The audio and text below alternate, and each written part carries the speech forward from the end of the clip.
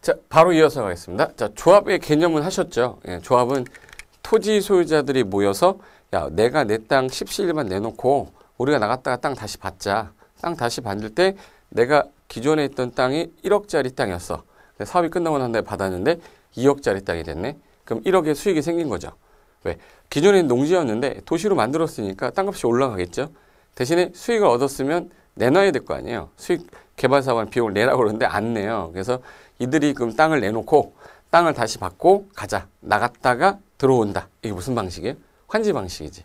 그래서 이제 여기 토지 소유자가 여기 아까 200명 정도 있었다고 그랬죠. 200명이 모여서 이 사람들이 모여서 조합 설립하기 위해서 뭘 얻어야 돼? 동의 얻어야 돼. 그래서 면적 3분의 2와 총수 얼마? 2분의 1. 면상이 총 맞았냐? 2분의 1 그랬어요. 그래서 요 동의 얻고 그 다음에 이 동의 얻어서 조합 설립 뭘 신청해야 돼? 인가. 인가 오시가 떨어지면 30일 안에 주된 사무소 소재지에 뭐 해야 돼? 등기해야 돼. 등기함으로 성립된다. 그래서 우리는 등성이라고 그랬죠. 성립 요건 뭡니까? 그러면 우리 뭐예요? 등기예요. 그래서 이 동의 얻어서 조합 설립이 됐어. 그럼 이제 조합이 이제 설립이 됐으면 조합이 이제 뭐야? 사람인 거야. 그럼 이제 요 사람이 200명이 이제 사람이 된 건데, 그럼 이 조합이 사업을 하기 위해서는 장이 있어야죠. 그래서 조합의 임원을 뽑아야 되는 거야. 임원. 임원은 조합의 장, 우리 조합장. 일할 사람 있어야 되니까 이사. 그리고 누구 있어야 돼? 감사. 그래서 조합장, 이사, 감사를 임원으로 뽑아놓고 이들이 업무를 하는 거야. 집행하는 거죠. 집행 임원이라고 그러죠. 그래서 이제 집행하는 건데, 거기 346페이지 보시면 4번 보시면 조합의 법인격 등이라고 되어 있는데, 자, 기억에 조합은 뭘로 한다? 법인. 왜? 여기 등기했으니까. 등기함으로써 이제 법인으로 갖춘 거예요. 근데 지금 사람이 몰려있는 단체죠. 사람 200명이 몰려서 만든 거니까 재물이 모인 게 아니죠. 그럼 재단이 아니라 뭐야? 사단이야. 사람의 단체, 사단법인입니다. 그래서 니은에 조합은 주된 사무소 소재지에 등기함으로 등기를 하면 성립한다. 성립 요건 뭐야? 등기. 디귿. 조합에 관한 게 근데 이 법에서 정한 게 없어요. 그러면 우리 민법에 가면 사단법인이 있을 거예요. 민법에 있는 사단법인에 관한 규정을 준용한다. 이렇게 됐어요. 됐고 5번. 그럼 조합 임원의 직무. 자, 이제 뽑아놨어요. 자, 이번 너희들은 뭐 하는 거냐? 너희들은 거기 기억. 조합장은 조합의 대표자가 되는 거, 얼굴 마담이 되는 거고, 사무총괄하면서 어떤 총회를 개최 의사결정할 때, 대표자들 뽑아놓고 대의원회 의사결정할 때, 이런 경우에 이사회진들 다 모여서 할 때 뭐가 되는 거야? 의장이 되는 거야. 이 사람은 자동의장이에요. 의장은 선출직이 아니에요. 그냥 자동으로 조합장이 땅땅땅 때리는 의장이 되는 거예요. 그리고 니은 조합장 이사의 자기를 위한, 이 지문 되게 많이 나왔던 조문이라서 니은은 별표해 놓으세요. 자, 니은 조합장 또는 이사의 자기를 위한 조합과의 계약이나 소송에 관해서는 감사가 조합을 대표한다. 이게 무슨 말이냐? 자, 보세요. 일을 누가 하는 거냐면 조합장하고 누가 하는 거예요? 조합장하고 이사가 하는 거예요. 조합장 이사가 하는데 일을 하다 보니까 이런 문제가 생겼어. A가 조합장이었는데 조합장인데 토지 소유자겠죠. 근데 얘가 건설회사랑 지금 이제 계약을 하려고 그래요. 네, 건설회사 이름이 A건설이야. A건설. 근데 이 사람이 건설회사 사장이었어요. 사장. 어머? 조합장인데 건설회사 A인데 A가 사장이야. 같은 사람이죠. 자기 계약을 하는 거잖아, 이거. 그럼 자기 계약 유리한 쪽으로 빼겠네. 그러면 조합장 이사가 자기 계약을 하게 된다. 자기와의 소송을 한다. 그러면 누구를 대신해야 돼? 감사가 대표자로 바뀐다. 이런 뜻이에요. 자기 계약이라 이런 하게 되면. 그래서 요즘은 되게 잘 나왔어요. 누가 대표예요? 감사가. 디귿. 조합의 임원은 같은 목적의 사업을 하는 다른 조합의 임원이나 또는 직원을 겸할 수 없다. 그러니까 조합의 임원이 같은 목적의 사업을 하는 다른 조합에 가서 여기서 임원하고 딴 데 가서 임원하면 안 되죠. 이걸 네 글자로 겸직금지라고 쓰시면 돼. 겸직금지. 다른 말로 5글자로 니 거나 잘해. 이렇게 뜻이에요. 됐고 6번. 대의원회. 이건 무슨 말이냐면 자, 이 사람이 200명이 모여서 다 의사결정하는 거 우리 총회라고 하거든요. 총회 하려면 200명이 다 모여서 의사결정해야 되는데 이게 의사결정할 때마다 야 이거 결정 이거 다 의사결정할 때 요거 다 총회 개최해야 되는데 이 중에서 중요한 거 5개 빼고 중요한 거 요거 아주 중요한 거 5개 빼고 나머지 같은 경우에 이런 것들은 그냥 대표자를 모아서 대의원이라고 뽑아놓고 이들이 대의원회에서 의사결정을 합시다. 그러면 총회를 꼭 거쳐야 되는 거 5개 빼고 나머지는 대의원에서 의사결정을 하면 의결을 하면 총회 의사결정한 걸 대신한다고 돼 있어요. 그러니까 200명이 다 모이기가 쉽지 않으니까 그러면 대의원을 언제 구성할 건데 의사결정권을 가진 자가 50인 이상일 때 50인 이상일 때 그러면 대의원회를 둘 수 있다. 대의원회를 둘 수 있다. 두어야 한다예요? 둘 수 있다예요? 둘 수 있다. 전체 조합원의 10% 이상으로 해야 되니까 200명이면 최소한 몇 명? 20명 이상이 모여야 된다는 얘기지. 그래서 여기 기억. 의결권 가진 조합원 수 밑줄 50인 이상. 총회의 권한을 원래 하려고 했는데 대행하기 위해서 대의원의 밑줄 둘 수 있다. 둘 수에다가. 이게 개발법은요. 반드시 두는 게 아닌데 정비법은 대의원에 반드시 두라고 돼 있거든요. 그래서 그거 헷갈릴 수 있어요. 니은. 자, 오른쪽 페이지 가세요. 347페이지 가시면 니은에 대의원에 두는 대의원 수는 의결권 가진 조합원 중 총수의 10% 이상으로 하고 대의원은 의결권을 가진 사람들 중에서 왜 의결권을 가졌다라고 하냐면 땅을 10명이 공유할 수 있죠. 땅 하나를 10명이 공유하면 10명이 다 조합원이긴 한데 의사결정권을 10개를 줄 수가 없기 때문에 대표자 한 사람을 주는 거예요. 이 의결권 가진 사람들이 있어야 된다는 게. 그 중에서 정관이 정한받았다 선출하겠다. 디귿. 대의원회는 총회 의결사항 중에 그 정관 변경, 2호의 개발계획 수립 변경, 환지계획 작성, 조합 임원 선임, 조합의 합병, 요 해산, 요거 5가지 아까 제외한댔죠. 요 5가지가 아주 중요한 거라 이거 빼고 대의원회 갈 수 있는 거예요. 그래서 요거 빼고 또 5가지를 시험 문제로 내기 때문에 이건 나중에 저랑 같이 외울 거예요. 어떻게 외울 거냐면 따로 외우는 방식이 있으니까 5가지가 있다. 그래서 그 5가지 빼고 대의원회가 의사결정할 수 있다. 그래서 5가지가 뭔데? 그래서 선생님,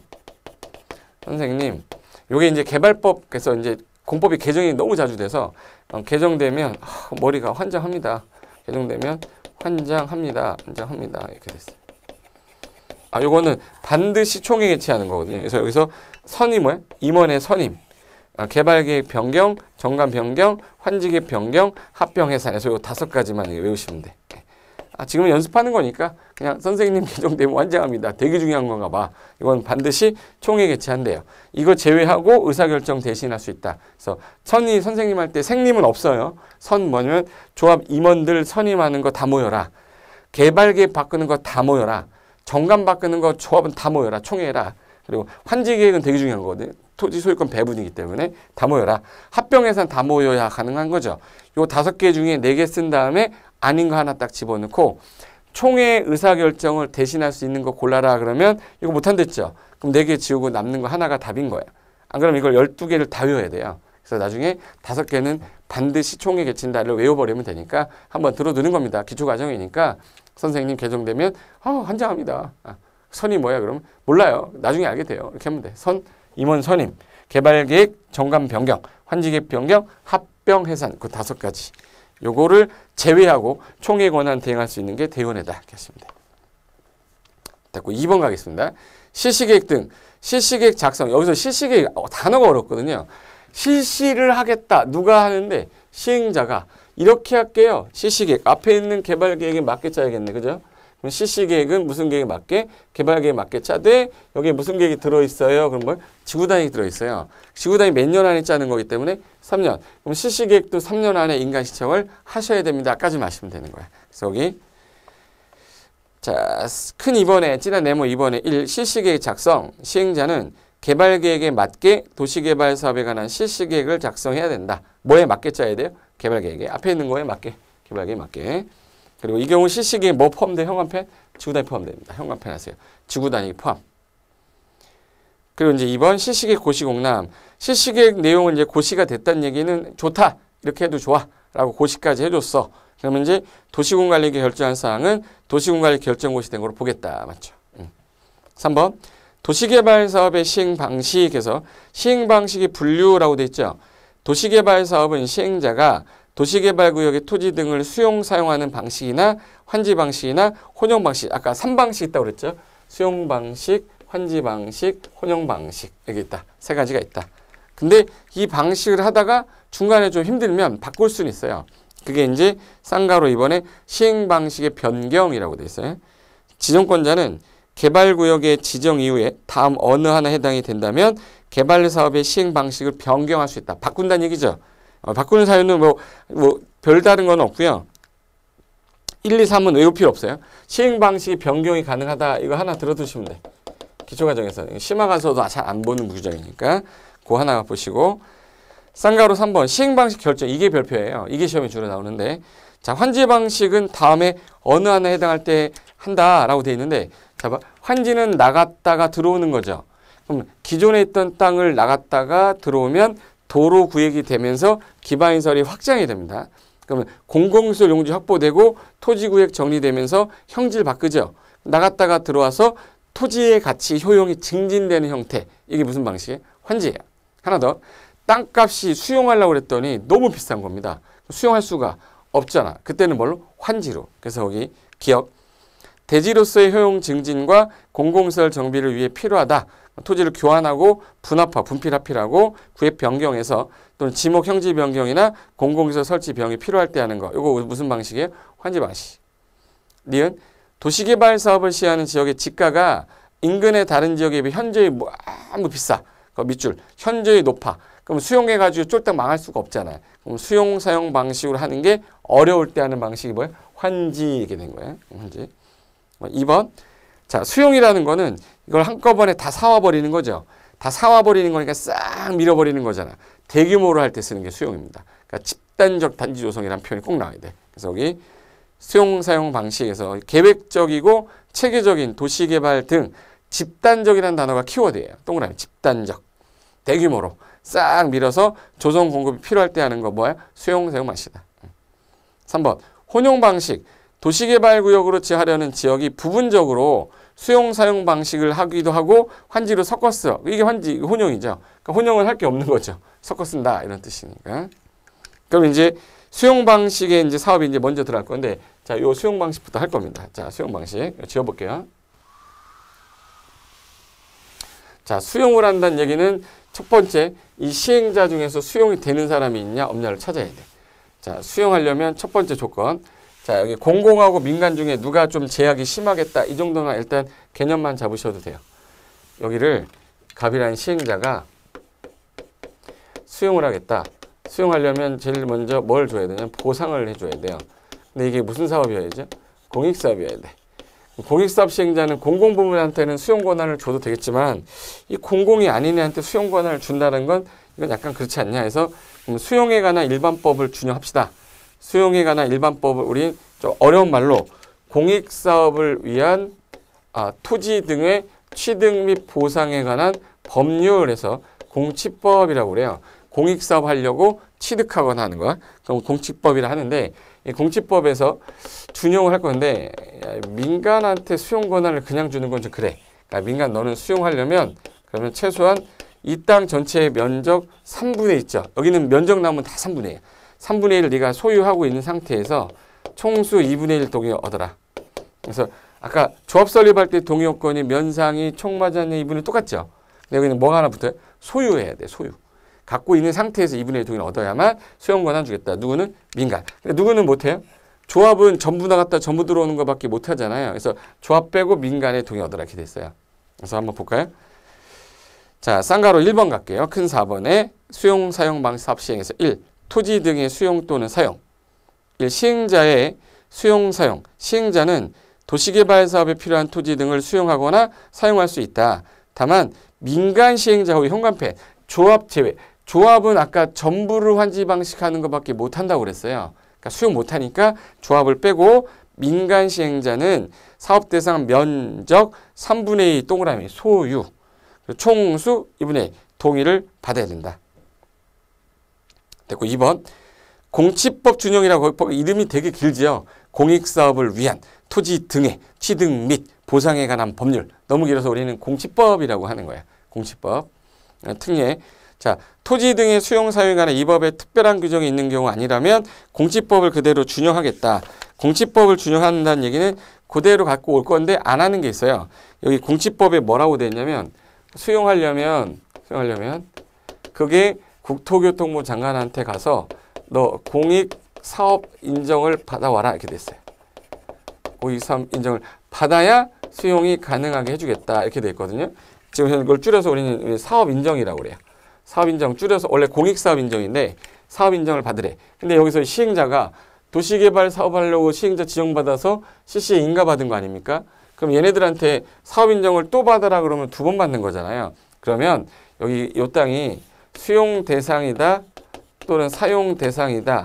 이 땅을 수용할 땅, 사용할 땅, 토지의 세부 목록이라고 있어요. 토지의 세세한 세부 목록. 이건 수용할 거야, 이건 사용할 거야. 그걸 뭐한테? 고시한테 사업 인정 받은 걸로 간주해버리자. 이미 뭐 공익사업인데 그래서 여기는 특례예요. 사업 인정을 받아야 되는데 안 받아도 돼. 공익사업 인정 간주해줄게. 특별히 예외. 그래서 특례에서 거기 자 거기 기억에 박스 있죠.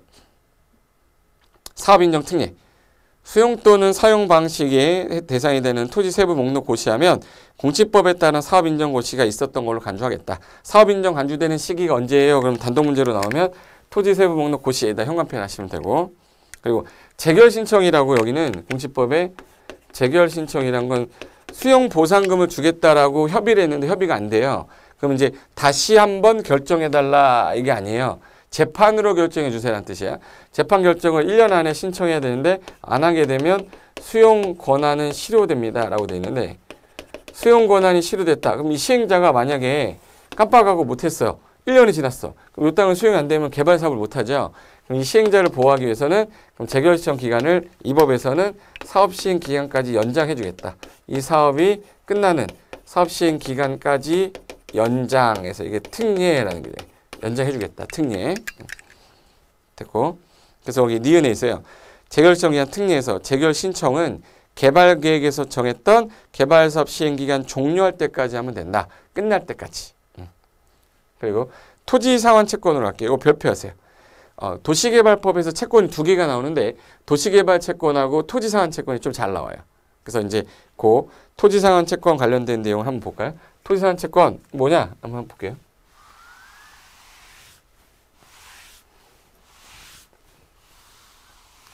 자, 지금 현재 제가 무슨 방식을 하고 있었죠? 항상 내가 뭐 하고 있냐를 생각하고 봐야 되는데 수업 듣다 보면은 말 잘하네, 강의 잘한다 이러고 있어. 무슨 내용인지 모르고 그러면 안 되죠. 나 지금 수용 방식 하는데 요 갑이 시행자인데 이 사람이 A 토지 소유자고 B 토지 소유자고 C 토지, D 토지 뭐 많겠죠. 많아. 근데 얘가 시행자 이래요. A한테 야, 너 땅 10억이니까 10억 받고 나가. 수용한 거죠. 그럼 A는 보상 받고 나가는데 A가 갑자기 자기는 이 땅을 아버지가 절대 누구한테도 팔지 말고 후세에 이걸 나눠서 네 자식들과 계속 써라라고 했는데 저는 이거 받을 수 없습니다. 그러면 이분한테 가서 요청을 해야 돼. 그럼 소유자가 시행자한테 가서 저 땅으로 주시면 안 돼요 라고 원해야 돼요. 원해야 돼. 원하면 이 시행자 입장에서 공공하고 민간 중에 누구는 조금 믿기가 좀 불안하죠? 민간은 좀 불안하죠? 그러면 내가 사업 끝나고 난 다음에 요 땅으로 돌려줄게. 사업 끝나고 나면 요 땅으로 줄게 해서 A한테 이 땅을 주겠다고 한 거야. 그럼 A한테 10억 어치를 15억치로 줘버리면 이건 수용이 아니라 환지가 돼버리거든요. 그래서 매수대금의 전부를 줄 수는 없어도 매수대금의 일부를 갑이라는 시행자가 그러면 A한테 야 내가 너한테 5억 줄게. 5억 줄 테니까 현금 일부를 주는 거죠. 5억짜리 땅을 주겠다. 이 5억짜리 땅인데 5억짜리를 나중에 토지나 건물로 상환하는 채권. 근데 너무 길어서 토지 상환 채권이라고 줄인 거예요. 원래 토지 건물 상환 채권이었어요. 길어서 토지 상환 채권 이렇게 바꾼 거예요. 그래서 토지 상환 채권으로 주겠다. 그러면 얘가 원을 줬어요. 그럼 누구한테 주기로 한 거죠? A. 그럼 원부에다가 A한테 주겠다라고 써놓고 여기다 A라고 써놔야죠. 우리 김영식 증권이라고 합니다. 근데 얘가 돈이 급한 거예요. 그래서 이걸 B한테 판 거야. 그럼 B한테 팔았다고 그럴게요. B한테 팔았는데 B가 A한테 5억을 주고 채권을 갖고 왔는데 채권에는 A라고 분명히 써있거든요. 그럼 이 매입을 한 자는 현재 이름이 A로 돼 있으니까 내 거라고 주장할 수가 없어요. 이건 내 거라고 주장해도 남들이 안 믿어줘. A라고 써있는데. 그러니까 내 거라고 주장하려면 명의를 뭘로 바꿔야 돼? B로 바꿔야 돼요. 채권 원부에 있는 것도 B로 바꿔야 돼. 이거를 김영식 증권의 특징이 양도는 가능한데 양도할 때 명의가 안 바뀌면 주석거나 훔친 거가 되죠. 그래서 발행자나 제3자한테 대항할 수, 내 거라고 대항한다고 그래요. 주장할 수가 없어요. 대항할 수가 없다. 반드시 명의를 바꿔야 된다. 그리고 A가 달라고 해서 주고 B가 달라주고 C가 다 원하면 다 주는 거잖아요. 이거 다 주면 무슨 방식 되는죠? 이거 환지 방식 되잖아요. 그래서 분양 대상 토지 건물의 2분의 1을 초과해서 발행할 수는 없고 이거는 이렇게 해서 발행하게 해줄게 시행자가. 근데 공공은 믿지만 민간은 부도나면 누가 책임질 거냐. 그래서 지급보증을 받으셔야만 돼요. 지급보증을 받은 상태에서 지정권자한테 인가받으셔야 됩니다. 이 법은 다 누구한테 인가받아요? 그럼 누구한테? 지정권자. 인가받으면 발행할 수 있다. 발행계획 작성해서. 그래서 거기 쌍가로 2번에 1. 토지사안채권 발행자. 기억. 시행자는 이 시행자는 토지 소유자가 동그라미 뭐 할 때? 원할 때. 동그라미 원할 때. 매수대금 전부 줄 수는 없죠. 매수대 일부 동그라미. 일부를 지급하기 위해서 조성이 되는 토지나 건물인데 이름을 뭐로 한 거예요? 토지상환채권이니까 건물도 있다라는 걸 간과하면 안 돼요. 그래서 이름은 토지상환채권이지만 누가 숨어 있다. 건축물. 그래서 상환하는 토지상환채권을 발행할 수 있다. 토지상환채권의 발행 규모는 너무 많이 발행하면 안 되니까 그 토지상환채권으로 상환할 토지 건물이 해당 도시개발사업 조성되는 분양토지 건축물에 얼마 초과하면 안 돼요? 2분의 1. 2분의 1 초과하는 순간 한지돼 버리는 거죠. 그리고 니은에 민간 시행자는 믿어서 못 믿어서 부도나면 누가 책임질 건데. 그래서 이거 지급보증을 금융기관으로부터 받아야 발행할 수 있다. 그래서 2번 가시면 토지상환채권의 발행 절차에서 기억. 시행자는 토지상환채권을 발행하려면 토지상환채권 발행계획 이 법은 다 누구한테? 지정권자한테. 인가래. 승인을 받으셔야 돼.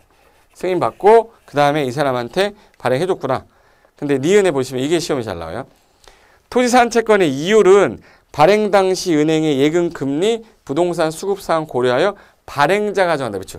발행자 이분이 정하는 거야. 이거를 행정자치부 장관이 정한다. 뭐 이상한 소리 냈거든요. 그래서 발행하는 사람이 여러 가지 고려해서 근데 이제 얼마 줄게? 이 5억을 안 받고 5억을 나중에 땅으로 받으니까 은행에다 5억 넣어놓으면 뭐라도 있어요? 이자 붙잖아요. 그래서 은행 이자 어떻게 할 거냐. 그래서 그렇게 정하겠다. 디귿. 토지 상환 채권을 이전할 때 취득자, 요 B 말하는 거 B. 취득한 사람이죠. 이 사람은 성명과 주소를 채권 원부에다가 기재해달라고 요청해야 돼. 이 취득자 성명 주소가 채권에 기재되지 않았을 때 발행자 제3자한테 대항할 수가 없다. 이게 무슨 식 증권의 특징이에요? 김영식 증권의 특징입니다. 됐고 3번. 원형지 공급 개발. 잘 보세요. 자, 시행자가 사업 다 끝나고 난 다음에 이거 조성된 토지, 조성토지라고 그랬죠, 이거. 그래서 이거를 나중에 일반인들한테 공급을 해서 매각을 할 건데 이거 조성토지 공급이라고 그래요. 조성된 공급한다, 판단 얘기예요. 근데 이 사업하기 전에 이 땅에 임야 같은 게 있었어. 이거 환경 친화적으로 그럼 가만 놔두고 필요한 것만 개발하면 좋을 텐데 이거 싹 밀린다는 게 아깝다. 그러면 이거를 원래 형태로 미리 공급한다 해서 원형지라고 그래요. 원래 형태의 땅. 그래서 원형지는 대개 개발 사업이 안 된 상태라 땅값이 싸기 때문에 이거는 공적 목적이 있거나 특정한 목적 아니면 매각을 못하게 하겠다. 이걸 원형지 개발이라고 그래요. 원래 형태로 개발자를 정해서 네가 개발하고 나머지는 시행자가 하면 속도가 빨라지겠죠. 그래서 원형지 개발이라고 그래요. 읽어볼게요. 3번에 첫째 줄. 시행자는 도시를 자연 친화적으로 그대로 개발하고 복합적 입체적으로 개발하기 위해 필요하면 미리 지정권자한테 뭐 받으셔서 승인. 다음에 어느 하나에 해당하는 자에게 원형지 공급하여 개발하게 할 수가 있다. 이 경우 공급될 수 있는 원형지 면적은 개발구역 전체 면적의 자 원형지 몇 글자죠? 몇 글자? 하나, 둘, 세 글자. 3분의 1. 아무리 많이 해도 3분의 1 넘어가면 안 돼요. 그래서 3분의 1 현관펜. 이대로 한정하되 누구한테 줄 건데 거기 1번에 국가지자체, 공공기관, 지방공사, 국가지자체, 공공기관으로부터 공모를 했는데 선정된 자. 동그라미. 학교, 공장. 동그라미. 그러니까 공공성 있는 애들한테 주는 거에 4번까지 맞는데 학교 공장 부지 같은 경우는 싹 밀어가지고 굳이 공장 만들 필요 없죠. 학교나 공장 같은 경우는 환경 친화적으로 해도 되니까 공장이나 학교 부지를 쓰고자 하는 자한테도 원형지 공급이 가능하다. 그래서 이들이 공급을 받아 하는 거예요. 마지막 4번이 조성토지 공급계획. 자, 조성이 다 됐어요. 그럼 네 마음대로 시행자가 공급하지 말고 이 시시계획 네가 정한 대로 네가 공급해라. 대신에 지정권자한테 가서 뭘 받아야 돼요? 보고 드려야 되죠. 그래서 여기 1. 공급계획서의 작성 및 제출. 시행자가 이 조성이 된 토지를 공급하려면 이 공급계획 작성해서 이 법은 다 누구한테 가서 지정권자한테 가서 제출해야 돼요. 그리고 이제 공급 방법에서 2번에 1. 시행자 기억. 시행자는 조성토지 등을 본인이 작성한 실시계획에 맞춰서 공급을 하셔야 됩니다. 뭐 나올 거 없고요. 니은이 주 잘 나옵니다. 그럼 이거를 공익사업으로 조성되기 때문에 이건 감정가격 싸단 말이에요. 감정가격 싸기 때문에 이거는 일반인들이 서로 살려고 달려드니까 이건 경쟁에 붙여라. 우리는 경쟁 입찰이라고 해요. 경쟁 입찰로 매각하는데 수의계약도 있고 추천 방식 예외는 있어요. 우린 원칙만 기억하세요. 뭐만 기억하세요? 경쟁 입찰. 그래서 여기 조성토지 공급은 경쟁 입찰에 따르는데 사람들이 많이 몰리는 거는 너무 많이 몰리니까 이거 경쟁 입찰이 안 돼. 그때는 뭐야? 추첨으로 하겠다. 그래서 제일 많이 몰리는 게 국민주택 규모의 단독주택 건설용지나 공공택지나 330 이하의 단독주택 있죠. 아파트 주택 건설용지나 공장용지에서 우리 줄여서 단주공공이라고 그래요. 단주공공. 단독주택 건설용지, 대규모 아파트 주택 건설용지, 공공목적의 택지, 그리고 공장용지. 요거는 무슨 방식? 추첨해서 단주공공추고. 수의계약 방식은 너무 많아요. 수의계약 외우실래요? 한 줄자 한글 외울래요? 한글 외워요. 단주공공추. 단독주택, 주택건설용지, 공장용지, 공공택지는 무조건 나오면 추첨이고 이 내가 아니면 다 수의계약이다라고 밀어버리면 문제 푸는데 전혀 지장 없습니다. 그래서 거기 이제 조성토지 공급이고 뒤에 넘기면 디귿 보세요. 디귿에 있는 게 수의계약이에요. 디귿 수의계약 밑에 A부터 거기 I까지 이거 외울래요? 제가 하라는 대로 하실래요? 제가 하라는 대로 하셔야지. 그래서 단주공공추 하나 써놓으시면 돼. 단주공공추 해놓고 추천 방식 몇 개? 4개. 단독주택건설용지, 주택건설용지, 공공택지, 공장용지. 사람들이 너무 많이 몰려서 뭘로 한다? 추첨. 나머지 모르겠다 그러면 다 뭘로 밀어요? 수의계약 이렇게 하면 돼요. 됐죠? 그래서 이거 감정가격으로 매각하니까 이게 좋은 거죠. 시세보다 싸단 말이에요. 서로 살려고 달려들기 때문에 어쩔 수 없이 추천 방식한 거예요. 그리고 쌍가로 5번. 그 5번 하기 전에 바로 위에 리을 있죠. 리을. 조성토지 가격은 현관편 뭘로 해요? 감정가격으로 해요. 그러니까 사람들이 많이 몰려드는 거야. 감정가격이 만약에 여기 이 땅이 만약에 10억인데 시세는 15억이야. 그럼 서로 받으려고 하겠죠. 그러다 보니까 투기가 일어나는 거죠. 그러니까 쌍가로 5번. 학교용지 등의 공급 가격이라고 되어 있는데 학교용지라고 되어 있어요. 자, 학교용지 옆에 좋은 거라고 써놓으세요. 학교용지는 좋은 거기 때문에 좀 비싸게 싸게. 그래서 시행자는 학교 폐기물 처리서 같이 좋은 거 조성토지 등과 이주단지 조성 목적을 위한 거다. 요거는 좀 싸게 줘도 된다. 해서 감정평가업자가 평가한 가격 밑줄 이하, 감정평가 금액 이하로도 공급 가능하다. 됐어. 여기까지가 이제 수용 방식이고, 자 이제 뭘로 바뀌냐면 수용 방식 끝났죠. 이제 뭘로 바뀌었냐? 환지 방식. 그럼 환지 방식은 나갔다가 들어오세요라고 하는 거죠. 나갔다가 들어오세요. 바꿔드리겠습니다. 이거를 환지라고 그래서 얘는 너가 당장 지금 나가게 되면 100평 있던 땅을 50평으로 줄여줄게. 50평으로 줄여준다는 얘기는 종전에 있던 땅의 일부를 내놓는 거죠. 그걸 우린 토지 부담률이라고도 하고 면적이 줄어들었다고 해서 감보율이라고도 해요. 그럼 환지 방식은 A한테 B한테 시행자가 환지를 어떻게 돌려주겠다라는 환지 계획을 작성해서 이게 인가가 나야 공사에 착수해서 공사 끝났어요. 이걸 공사 완료라고 그래요. 공사 완료돼서 제대로 졌는지 확인 뜨는 걸 준공검사라고 합니다. 준공검사가 나면 공사 끝났어요 라고 공사 완료 공고한 다음에 아까 마지막으로 하나 뭐 알았죠? 환지 처분이란 거예요. 그래서 환지 처분 공고하면 공고한 날의 다음 날부터는 이제 소유권 넘어오겠죠. 다음날 소유권 확정되고 끝나는 형태로 가는데 얘는 무슨 계획이라는 게 하나 나왔네요. 환지 계획이라는 게 나온 거야. 수용 방식은 수용하면 되니까 수용 계획이라는 게 없죠. 그래서 거기 5번에 환지 계획 작성이라고부터 나오는 거야. 그래서 거기 1. 시행자는 도시개발 사업의 전부 또는 일부를 환지 방식에 따라 시행하려면 환지 계획을 작성해라. 누가요? 시행자가. 야 기존의 땅이 소유자가 이렇게 있었어. A 토지 소유자, B 토지 소유자, C 토지 소유자, D 토지 소유자 있어. 그럼 나갔다가 나중에 사업 끝나고 나면 구획 정리가 된 요 땅으로 돌려주겠다. 그럼 기존에 A가 나가 있어, B가 나가 있어, C가 나가 있어, D가 나가 있어. 나중에 가면 여기서 애들이 돌려받을 때 뭐가 늘어났죠, 지금? 도로가 늘어났죠. 그럼 도로가 늘어나면서 얘네들이 받을 땅의 면적은 줄어들어. 우리 감보라고 해요. 보통 평균 토지 부담률이 50% 넘으면 안 되거든요. 그래서 여기 요거를 미리 짜는 거 뭐라고 그래? 환지계. 근데 이 환지계 인가권자가 특도시공으로 돼 있어요. 제가 아까 전에 대부분 개발법에서는 시행자는 누구한테 충성하라고 그랬죠? 지정권자한테 다 인가받고 승인받고 보고 드려야 되는데 한 개만 외워달라고 한 게 요 환지계 인가권자만 아주 세부적인 내용이라서 그 지역 관할 특도시군한테 받아라 이렇게 돼 있어요. 그거 하나 조심하면 됩니다. 그래서 여기 1번 시행자는 개발사 뭐 전부를 하든 일부를 하든 환지를 한 다음에 환지계 작성해라. 1번에 포함될 내용은 외우지 않으셔도 되고요. 그리고 동그라미 2번에 환지계획 작성 기준에서 351페이지 오른쪽 페이지 가시면 동그라미 2번 있을 거예요. 그 기준 보시면 얘가 A가 만약에 이런 땅인데 F란 애는 이 땅이에요. 면적이 둘 다 100평입니다. 둘 다 100평. 근데 나갔다가 들어갈 때 똑같이 받을 수 없는 이유가 얘는 도로에 붙어 있고 얘는 산골에 있어. 그럼 누가 더 많이 더 좋은 땅이죠? A가. 그럼 면적 따져봐야 돼? 안 따져봐야 돼? 따져봐야죠. 그래서 면적 따져보고 그리고 이용사항이 대지였냐 임야였냐 다르죠? 이용사항도 따지고 주변 환경이 좋았냐 안 좋았냐 따져야죠. 응?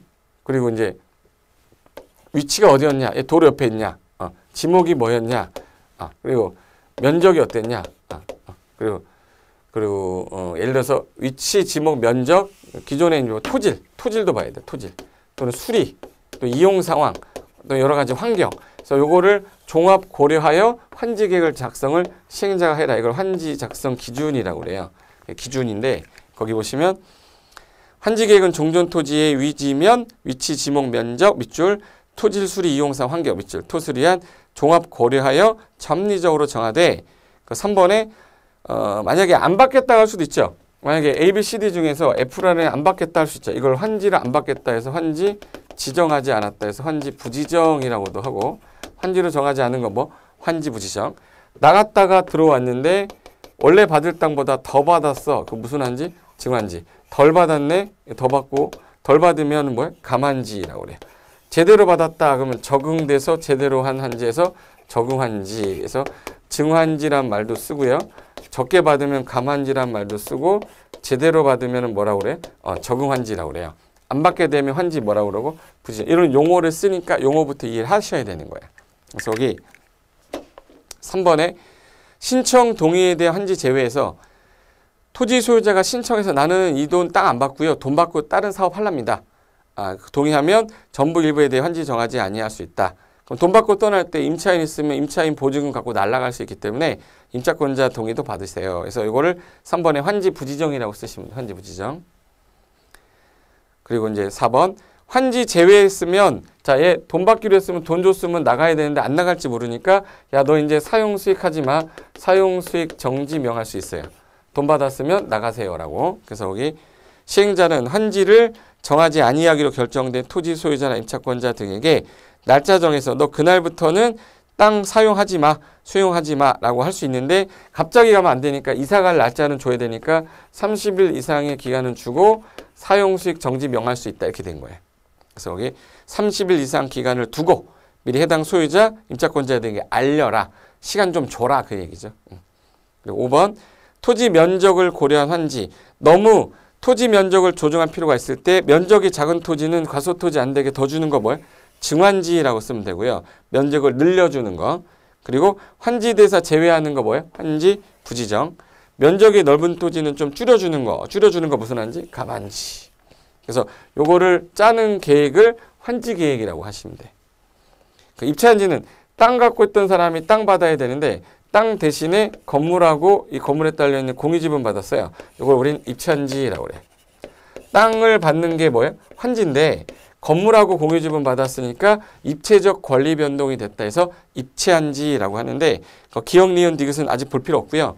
신청 기간 안에 나는 이 건물하고 이 공유지분 나는 이 아파트 주세요라고 할 수 있어요. 그럼 입체적 권리 변동의 환지 뭐예요? 입체환지라고 한다 해서 환지 개념이 내용이 쭉 나온 겁니다. 그리고 7번에 자 여기서 시행자가 갑이란 시행자가 자기도 먹는 게 있어야 될 거 아니에요? 그래서 환지를 주지 않고요. 공공용지로 쓰려고 도로로 빼고 공원부지로 빼고 학교부지로 빼고 청사부지로 빼고 어떤 공공시설 용지로 빼놓은 땅, 요걸 우리는 이제 우리 보류지라고 그래요. 보류지. 보류지 중에 시행자도 먹어야 될 게 있을 거 아니에요? 그럼 요거는 내가 시행자가 먹을게. 이건 시행자가 먹을게. 시행자가 먹을게. 시행자가 먹는 땅 사업비용에 충당한다 해서 우리 채비지라고 그래요. 머무를 채 비용비. 비용이 머무는 땅이라고 그래요. 나머지는 이제부터 뭐라고 그러냐면 공공시설 용지. 공공시설 용지라고 하고 요 두 가지를 더한 가격을 우린 보류지라고 하는 거예요. 그래서 보류지란 채비지하고 공공시설 용지를 더한 거.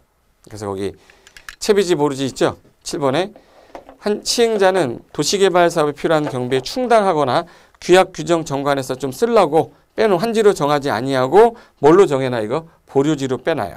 근데 그 중에 일부를 파란 색깔을 채비지로 정해서 비용에다 충당하겠다. 그래서 충당용, 공공시설용 더해서 뭐예요? 환지로 주지 않고 보류해 놓은 땅 보류지라고 그래요. 됐어요? 거기까지. 그리고 쌍가루 2번. 제가 아까 외워달라고 했던 거 별표 하나 합니다. 거기 쌍가루 2번. 환지기 인가권자가 누구예요? 그러면 특도시군구에다 형합해. 이거 빼고 인가권자는 다 누구로 찍으면 되는 거예요. 이제 지정권자로 찍으시면 문제 푸는데 전혀 지장 없습니다. 환지기 인가권자 거기 형편하시고. 그리고 이제 예정지는 뭐 지금 현재 뭐 큰 의미는 없고요. 잠깐 쉬었다가 환지 예정지하고 처분하고 효과 중에서 도시개발 채권이라는 게 좀 잘 나와요. 그래서 그거까지 한번 보고 개발법 끝낸 다음에 우리 이제 정비사업법으로 들어가겠습니다. 아시죠? 잠깐 쉬었다가 352페이지부터 들어갈게요. 잠시만 쉬었다 하겠습니다. 수고하셨습니다.